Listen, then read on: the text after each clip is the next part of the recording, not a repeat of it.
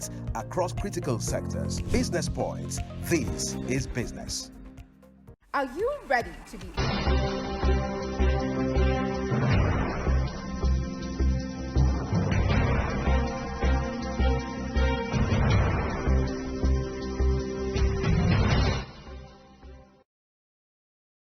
For many people, the announcement by President Joe Biden yesterday of his withdrawal from the U.S. presidential race didn't come much as a surprise. However, there are those who believe it was long overdue, even though others say better late than never. But again, the conversation has changed very drastically, particularly on the end of the Democrats, because now we understand the incumbent president has endorsed his vice president, Kamala Harris, which in itself is one of the talking points, given the issues around the VP. And then you're asking how that's, in the event that she clenches the tickets of the Democratic Party, matches with Donald Trump, who is the nominee already of the Republican Party. All said, it's apparently going to be a very interesting race, but it will appear that the Democrats were already dealt a very dangerous blow by the narrative around Joe Biden, especially when you look at it from the standpoint of his performance during the first debate he had with Donald Trump, and then conversations around his health, even up till yesterday. I'm joined by Robinson Wenye, is a lawyer and a political analyst, to weigh in on this very topical discussion. Robinson, it's always a delight to have you on the program. Good morning, Oyi. It's great to be here. Good. So you and I were here just about a week ago, and we were talking about this issue, but there's been a twist now the last couple of days, particularly the one of yesterday. Did you see this coming in the first instance? Definitely. I was expecting it. Most of us actually just felt it was just a matter of time, that definitely is going to happen in less than no time. And so it wasn't a surprise, actually. It wasn't a surprise at all, because the pressure has actually been mounting seriously on President Biden to give way. Most of the donors stopped giving money and all that. So, and most of the Democrats in Congress, about 3 senators and over 20 of the House of Reps members were calling for him to throw in the towel, give the opportunity for some other person to fly the ticket of the Democrats Party. And with so much pressure, it's only a matter of time, of course, because even the people that you think are in support of him, asking him that he should stay in and all that, they don't do it publicly at all, and they don't come out to endorse him. For example, the Obamas, at no point in time did they endorse him. They just said 3.5, he shouldn't be judged by one single debate, but his performance within the 3.5 years. But at the same time, they didn't endorse him as well. They were dragging. That was a message. Yes, exactly. That was actually a message. So it wasn't surprising to some of us that this is happening. What we now wait to see is how the Democrats Party is going to navigate through this, because the convention is less than a month from now. The DNC convention in Chicago is less than a month from now. And there's of course, just like you mentioned, Biden has already come out to endorse his vice presidential president, Kamala Harris, who has also graciously accepted the endorsement and said that she's going to put in her best to see that she defeats Donald Trump in the election. But of course, there are other names being flaunted as well that they may likely challenge her. She doesn't have the ticket yet. Some people are calling for an open convention whereby they'll go there not having any nominee, and then they'll vote there and see who becomes the Democrats Party nominee. All these we are waiting to see in the coming days, of course. I don't know how significant or otherwise these elements may be, but who do you think, from all you know so far, that President Biden listens to? Could it be some leading Democrats? Could it be Americans or his family, or just a combination of all of these factors? I believe it's actually a combination of all the factors you actually mentioned. Of course, he listens very well to his family, his immediate family, his wife, and some close relatives. His wife has really been a support to him, even when everyone was asking him to throw in the towel from the very beginning. After that disastrous debate, of course. Right. His wife stood by him. She stood with him, and she said they believe they can do it. They are in here to win it, and she believes that they will win it. So she has really been a support to him. He listens to his wife. He listens to the Obamas as well, who are very huge influence. You know, he served as the vice president to Barack Right. Obama, of course, for the 8 years that he was president of the United States of America. And then, of course, some top-ranking members of the Democrat Party in Congress, both the Senate and the House of Representatives as well. Yeah, so he listens to all those people. So he's going to weigh in their thoughts and their advice. I believe he took advice from all of them. And of course, the media also played a very prominent role, because if you watch CNN, if you watch MSNBC, NBC, ABC, they were all on this matter for like over 2 to 3 weeks now since the debate. So I believe he pays attention to all that, and of course the American people. And then he decided that that he believes he should take a step back and allow some other person fly the ticket of the party. Incidentally, the DNC is for next month, August. Exactly.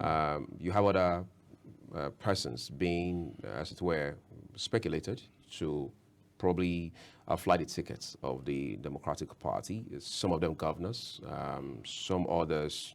Of course, we know the governor of Illinois, for example, is on this table, as it were. Yeah, exactly. All right. You have a few senators here and there. Yes, Senator Joe Manchin, for example. Yeah, exactly. Who is a left centrist? I mean, just exactly in between. Exactly. All right, but he has also spoken to some of these issues, and he has been able to command a lot of respect, you know, in Congress, even amongst the parties, all of them, across board, and so on and so forth. But Kamala Harris is pivotal in this narrative. What exactly, besides being the vice president at the moment, does she bring to the table? Okay. Besides being the vice president, we should also put into consideration, you know, I mentioned the last time that I was on this show that they operated a joint ticket, Biden, Kamala Harris. So even up till yesterday, early yesterday, Kamala Harris was still going around trying to raise funds for their campaign, for the Biden-Harris campaign. Prior to the announcement of the withdrawal. Prior to the announcement, because even hours to that announcement, Biden was still saying, his staff were still saying that they are not throwing in the towel at all, that they are in the race to win it. So they were still doing everything together as if it's a Biden-Harris ticket. So she was still raising funds and all that. And I mentioned the other time that there's the law that if donations are being made for a particular ticket, if it has to change, they'll go through the rigors of trying to raise donations all over again. So that's one issue. Because some of those donors may not even necessarily believe in this new exactly move, a new ticket. Exactly. Yeah, that's one of one thing she has going for her. And of course, as you very well know, she's a woman of color.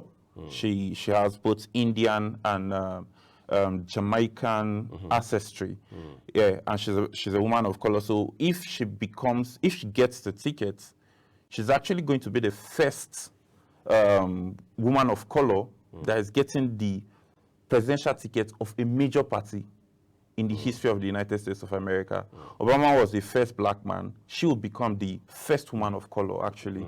Yeah, that's one thing she has going for her. And so many people believe that as a woman, she's going to represent the voice of the minority against President Trump, of course. And you know, another thing is that prior to this time, so many people were saying Biden is old, he's 81, Donald Trump is about 78. And Trump, of course, was always lambasting Biden that he's old, that he cannot even string 3 sentences together. With the way it's going now, if Kamala becomes the nominee of the Democrats Party, Donald Trump will now be the one running against the younger person. Of course, Kamala is about 18 years younger than Donald Trump. That's a whole lot of margin. Exactly. So she has that going for her as well. The fact that her age the fact that she's a woman of color, although this may also work against her in reality, because some people are not really ready for a woman to be the president of the United States of America right now. Yeah, so that's one thing as well. It can go both ways, both in her favor and against her as well. Talking about her being a woman, which again we can't pretend is a factor fundamentally. Exactly. We know, I mean, in recent history, that someone like Hillary Clinton had also tried her hands, in becoming president of the U.S. against Donald Trump in 2016, which failed. What lessons should Kamala Harris be learning from all this? Even though we know that, of course, Hillary Clinton was not the vice president at the time, apparently, but what lessons can she learn from what had happened some 8 years behind us? Being a woman. Yeah, for the woman factor, I don't really think is a big factor like that, actually, because for Clinton, it was not just because she's a woman that she lost that election. So many people were skeptical of her. She's a woman, but she's a strong woman. You know, she was the Secretary of State to Barack Obama, and some people castigated her over the handling of Classified information. And also the crisis in Libya that led to the death of the former Ambassador Chris.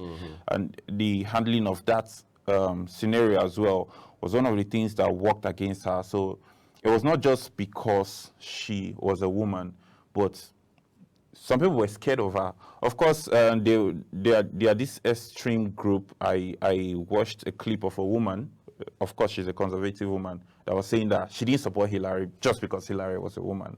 That they are not ready for a woman to become the president of the United States of America because she may be emotional and just push them into a war sometimes. And she believes, the lady, according to that lady anyway, that she believes a man will better handle some of these issues than a woman. So of course there are those few people, very few people that think that way.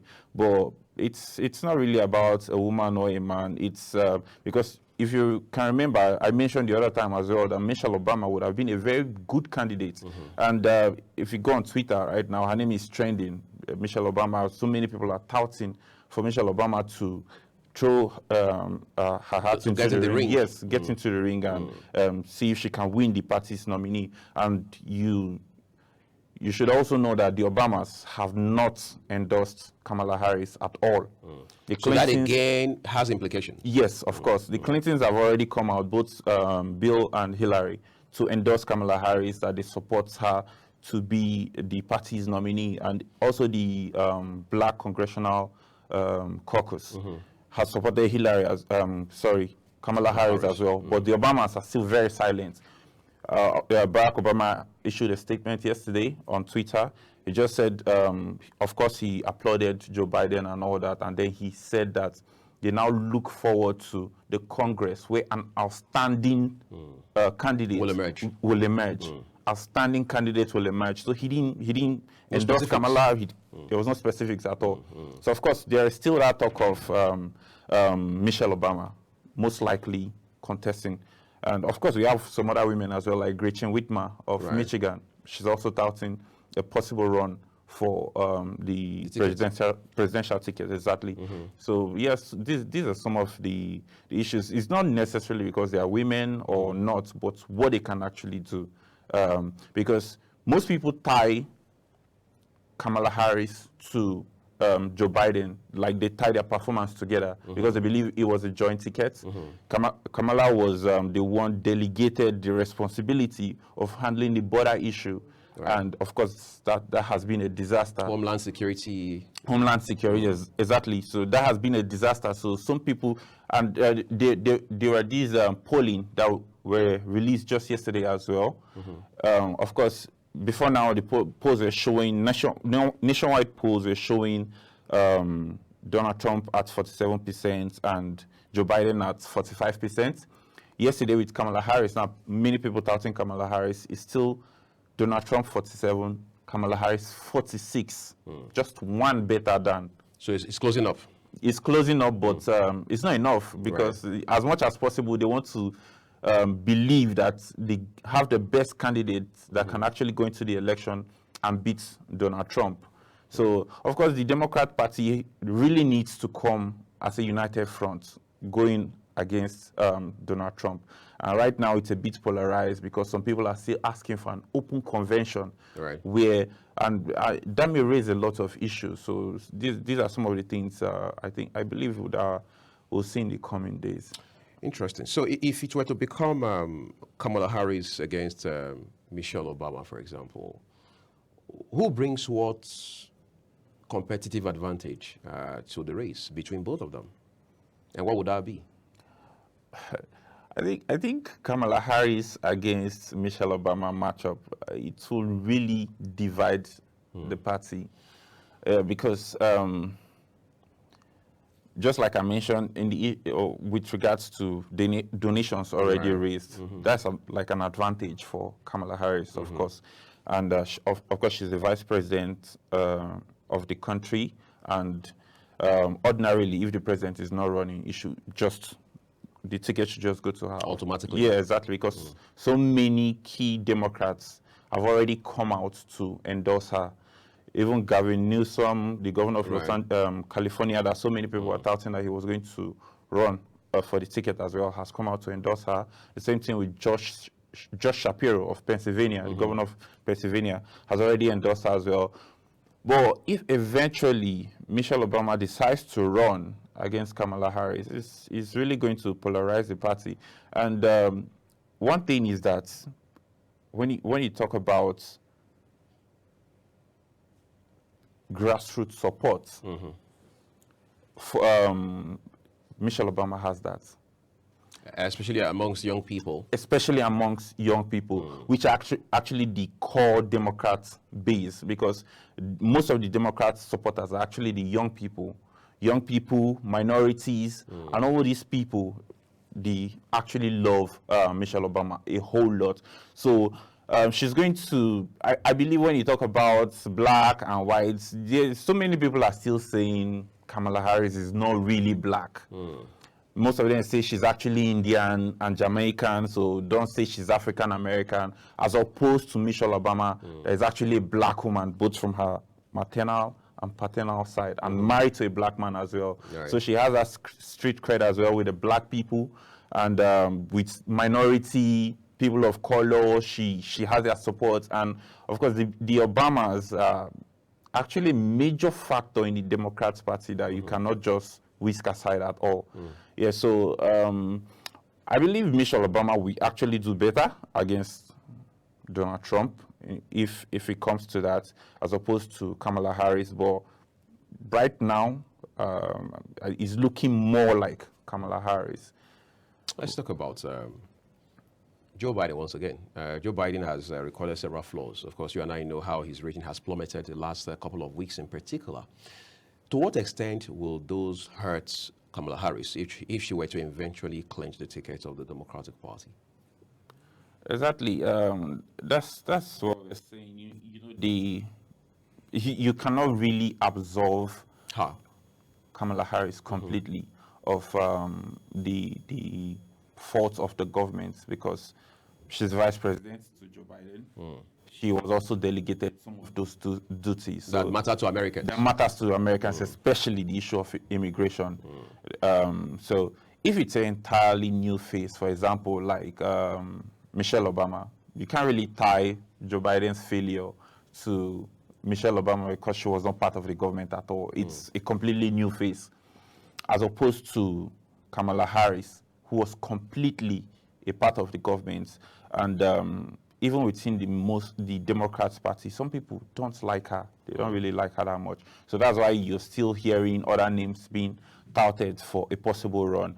I think the failure of Joe Biden is, in a way, also going to rub off on Kamala Harris on critical issues like immigration, like the withdrawal from Afghanistan. It was a big issue for Americans as well. The fact that some Americans were left there and some people died as well. It was also a big issue for them. So it's most likely going to rub off on Kamala Harris as well, as opposed to if it's an entirely new face, because you cannot completely, it's just like presidents, say President Buhari and Osibanjo. It was a joint ticket for crying out loud. So if you say Buhari is not good, you cannot say Osibanjo is good. But Nigerians trying to do that distinction, is it practical? Yeah, Nigeria has actually tried to do that. we actually tried to do that, and for Buhari and Osinbajo, there's that argument that when Osinbajo was the acting president for some days, that we saw the changes, clear changes. In the absence of the president. In the absence of the president, we saw the changes. There was the rule of law for that period. The economy picked up a little, and then even the issues, the threats from Niger Delta militants, he was able to go there. To quell it? Yes, to quell it. And then he had lots of town hall meetings where he met the people one-on-one and discussed with them what are your issues, what are your problems, and all that. And most of those issues were addressed. So, of course, you know, in Nigeria, the vice president is almost like a spare tire, they say. Exactly, a ceremonial position where it's only when your boss asks you to do anything that you can do, except something happens to the boss, you are just there. So it's a bit difficult in the Nigerian situation, even if, just like you said, some people try to make their arguments with regards to Osinbajo. But in America, it's like a joint ticket, and some of those rules are delegated from the get-go to the vice president, so you cannot really disassociate. You'll be assessed on the basis of your performance in those areas. Exactly. And of course, the issue of immigration, Kamala Harris cannot absolve herself from that at all. Yeah, so we're taking a quick break now, everyone. We would like to see the flip side of this conversation when we return from this break and see what exactly it is that the Republicans can benefit from the ongoing events within the ranks of the Democratic Party in the United States. Do stay with us.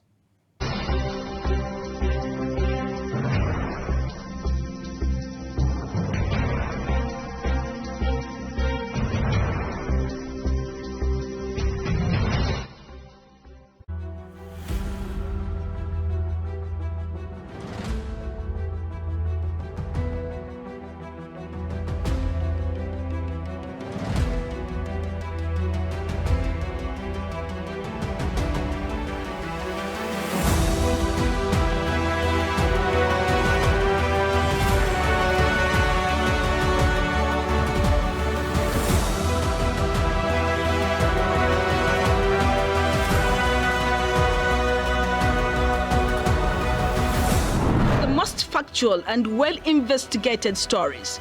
Look no further than Global Television. Dive deep into issues with our in-depth analysis and stay informed with our educational and interesting programs. Join us on Global Television, where quality content meets excellence. Follow us on all our social media platforms to stay connected and never miss an update. Global Television, Nigeria, our pride.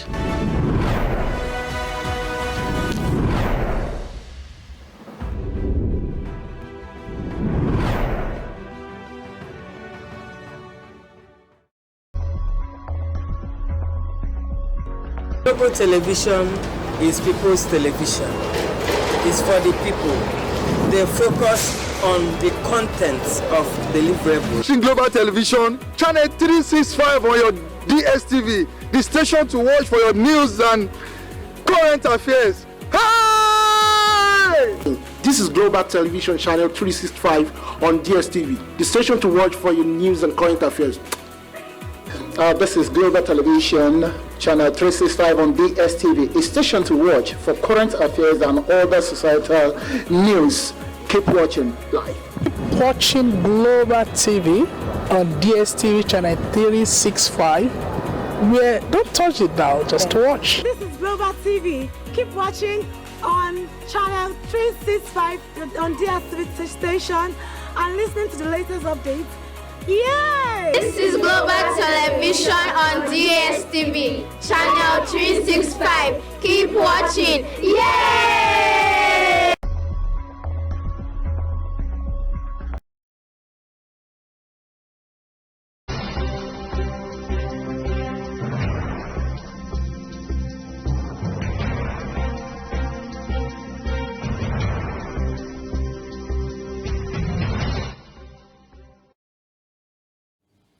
Let's just wrap it up on this discussion. So Robinson, let's look at the flip side of this conversation. As it stands right now, Donald Trump has flagged off his campaign, and he just said that he took a bullet for democracy. So in what ways specifically can he benefit? I mean, he and his Republicans benefit from what is going on within the ranks of the Democratic Party right now? For the Republicans, I think one key message they are sending right now is a message of unity. Okay. The Republicans, of course, with what happened in Butler, Pennsylvania, the attempted assassination of Donald Trump, and of course the RNC. If you watch the RNC, you will see the whole message that they were preaching was that of unity. And the Republicans came as a united front. They are now united behind Donald Trump, as opposed to the Democrats right now who, after Biden signaled he's not going to be running for a re-election, the Democrats are yet to get their party in order as to who would fly the tickets and if they are going to be going into the DNC, the convention, as a united front, or if it's going to be an open convention.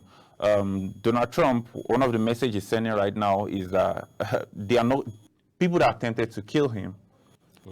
They were not trying to kill him. They were not coming for him, but they were coming for the Americans.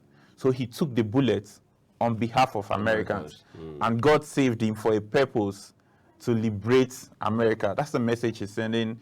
That's the message his handlers are sending. That's the message his campaign team. Does it look like Americans are buying that message, or is it too early to do the assessment?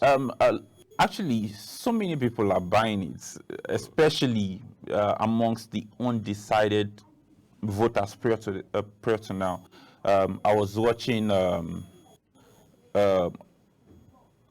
show on CNN yesterday where they had about 14, in quotes, undecided voters. They said they were undecided prior to the shooting, of course, prior to the RNC convention. So they were asking them, what do you think of Donald Trump now? And are you decided now, or you're still undecided? And majority of them said they were now decided that they were tilting towards Donald Trump, to vote Donald Trump. Of course, that was before Biden threw in the towel anyway. So it's something we are waiting to see how it's going to play out now. But of course, the Republican Party are preaching the message of unity, that they are united as a party, and they intend to unite America as well. Even if, of course, some people don't really believe that message, because they talk about the abortion. Yeah, some people are saying that the Republicans intend to impose a nationwide ban on abortion and reproductive freedom of women, which is one of the key areas Kamala Harris was hitting on against Donald Trump. Especially from the standpoint of the Roe v. Wade. Exactly. Yeah, because Donald Trump took pride in that decision of the Supreme Court overturning Roe v. Wade, that he was the one that appointed those 3 conservative judges that delivered a landslide decision. And of course, Kamala Harris really hit hard against Donald Trump on that. And I believe if she eventually emerges the presidential candidate of the Democrats Party, that's one of the areas that she's really going to use to attack Donald Trump. They're supposed to have a debate in September. It was initially supposed to be between Joe Biden and Donald Trump. So we are waiting to see if it's now going to be between Donald Trump and whoever the Democrats Party nominates as their nominee. Robinson, we're a lawyer and public affairs analyst. Thank you for coming to join us on the program. It's my pleasure. We'll take another quick break, everyone. 2 more conversations in front of us. Next will be one that focuses on the state of the nation, particularly as it relates with the protest planned for between 1st and August this year, and what the implications are for citizens. We'll be back shortly. Do stay with us.